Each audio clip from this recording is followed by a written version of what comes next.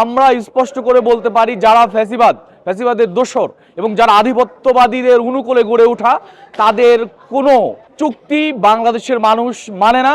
এই ধরনের চুক্তি বাতিল হওয়া উচিত। তবে ইসলামী ছাত্র শিবির সবসময় ঐক্যের পক্ষে। বাংলাদেশের স্বাধীনতা, সার্বভৌমত্ব এবং ছাত্রদের অধিকার এবং দেশের যে কোনো বৃহত্তর ইস্যুতে ইসলামী ছাত্র শিবির সকল দল মত নির্বিশেষে ঐক্যবদ্ধভাবে কর্মসূচি পালন করার মধ্য দিয়ে সেই সংহতি বজায় রাখতে চাই। হয়তো ভারতে তারা আমাদের জাতীয় পতাকা পুড়িয়ে আমাদের এই দেশকে, দেশের সার্বভৌমত্ব নিয়ে ষড়যন্ত্র করেছে, কিন্তু আমরা এটা বলতে পারি যে আমরা যে কোনো ষড়যন্ত্রের ব্যাপারে সচেতন, যে ভারতের আধিপত্যবাদীদের হস্তক্ষেপে আমাদের ছাত্র জনতা যেন বেশি অতিরিক্ত কোনো কিছু ঘটনা না ঘটিয়ে ফেলে, যার কারণে এদেশের স্বাধীনতা, সার্বভৌমত্বের হুমকির কারণ হয়। ধন্যবাদ সমকালকে। বাংলাদেশের প্রতি ভারতের যে আগ্রাসন বাড়ছে, ব্যাপারটা এখন এসে বাড়ছে এরকম না। আমার কাছে যেটা মনে হয়, আমি দুঃশাসনের ওই সময়গুলা যে সুযোগগুলো ভারতকে দেওয়া হয়েছে, তার এখন এসে সেই সুযোগ বা সুবিধা থেকে ভারত বঞ্চিত হচ্ছে বলে আমি মনে করি, যার কারণে এখন ভারত তার রিয়াকশনগুলো দেখানো শুরু করছে। আমরা এটা মনে করি যে এদেশের ছাত্র জনতা যেভাবে ঐক্যের ডাক দিচ্ছে এবং ঐক্যবদ্ধভাবে যেভাবে ভারত বা ভারতের আধিপত্যবাদের বিরুদ্ধে যে বলিষ্ঠ ভূমিকা রাখছে, এটা অব্যাহত থাকবে।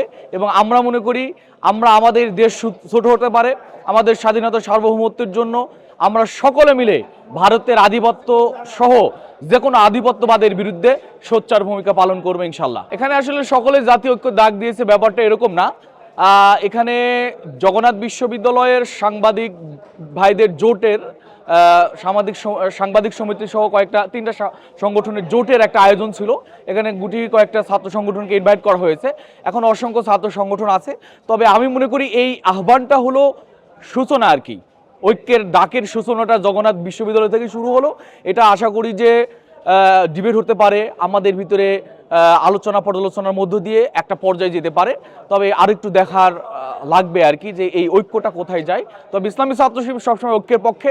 বাংলাদেশের স্বাধীনতা, সার্বভৌমত্ব এবং ছাত্রদের অধিকার এবং দেশের যে কোনো বৃহত্তর ইস্যুতে ইসলামী ছাত্র শিবির সকল দল মত নির্বিশেষে ঐক্যবদ্ধভাবে কর্মসূচি পালন করার মধ্য দিয়ে সেই সংহতি বজায় রাখতে চাই। জাতীয় পতাকা পুরানোর যে বিষয়টা আসছে, বাংলাদেশের জাতীয় পতাকা পুরানো, এটা নিয়ে শুধু আমরা এতটুকু বলতে পারি যে ভারতের যে আধিপত্য, ভারত বিগত দিনগুলোতে বাংলাদেশের সাথে যে ডিপ্লোমেসি বিল্ড আপ করেছিল, এটা ছিল শুধুমাত্র আওয়ামী লীগের সাথে। বাংলাদেশের সাথে পলিসিগত বা কূটনৈতিক যে সম্পর্ক হওয়ার কথা ছিল, এরকম কোনো কিছু ছিল না। ছাত্র জনতা যেভাবে এটাকে গ্রহণ করেছে, বাংলাদেশের জাতীয় পতাকা পুরানোকে, আমি মনে করি যারা এই ধরনের কাজ করেছে নিঃসন্দেহে তারা বড় ধরনের অপরাধ করেছে। তাদেরকে গ্রেফতার করা এবং বিচারের কাঠগড়ায় নিয়ে আসার মাধ্যমে শাস্তি নিশ্চিত করা উচিত বলে আমি মনে করি। এবং আমরা আমাদের স্বাধীনতা, সার্বভৌমত্ব, আমাদের পতাকা, এ ব্যাপারে এদেশের ছাত্র জনতা, এদেশের সকল পেশার মানুষ এক এবং ঐক্যবদ্ধ।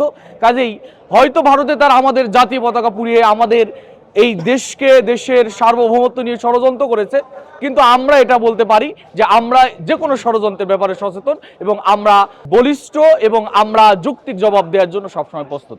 বাংলাদেশের সাথে ভারতের বিগত আওয়ামী যে সময়গুলার 15.5 বছরে এই সময়ের যে চুক্তিগুলো ছিল, আমাদের দেখা কিছু চুক্তির বিষয়গুলো স্পষ্ট না, কারণ জনগণ বা আমাদের সমাজ বা মানুষকে স্পষ্ট করা হয়নি বা এদেশের নাগরিককে স্পষ্ট করা হয়নি।